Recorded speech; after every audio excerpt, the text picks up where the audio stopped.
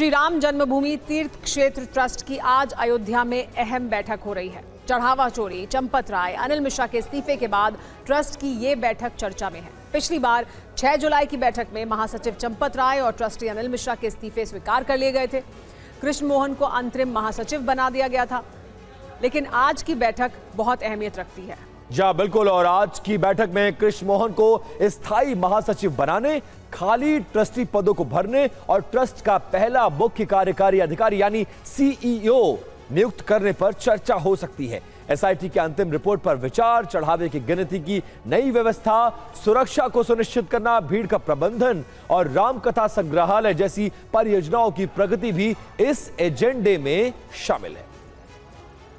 तो श्री राम जन्मभूमि तीर्थ क्षेत्र ट्रस्ट की आज 2 अहम बैठक हैं। ट्रस्ट की कार्यकारिणी की पहली बैठक होगी दोपहर 3 बजे राम जन्मभूमि परिसर में ये बैठक होगी। इसके बाद 4 बजे मणिराम दास छावनी में होगी दूसरी बैठक। ट्रस्ट की बैठक में सबसे अहम फैसला सीईओ की नियुक्ति पर होगा। ट्रस्ट के 3 खाली पदों को भरने पर भी फैसला संभव है, तो सीईओ की नियुक्ति पर फैसला हो सकता है। और जो 3 पद खाली हो गए हैं ट्रस्टी में, जो ट्रस्ट के सदस्य थे उनके जो पद खाली हुए हैं उनको भरने को लेकर भी फैसला संभव है। 2 अहम बैठकें हैं और दोनों बहुत अहमियत रखती हैं। अब सवाल यह है कि क्या लौटेगा ट्रस्ट, क्योंकि आज की बैठक के कई सारे एजेंडे हैं, उनके पॉइंट सामने आ गए हैं। मंदिर के पहले सीईओ के चयन की प्रक्रिया को पूरा किया जाएगा। 3 सदस्यीय सर्च कमेटी ने 3 नाम शॉर्टलिस्ट कर लिया है। सोर्सेस के हवाले से यह खबर सामने आ रही है। 3 में से 1 का होगा सीईओ के तौर पर चयन। सीईओ के पद के लिए रिटायर्ड आईएएस अधिकारी आईपीएस ने भी आवेदन किया है। ट्रस्ट में खाली 3 ट्रस्टी पदों को भी भरने पर इस बैठक में फैसला होना है।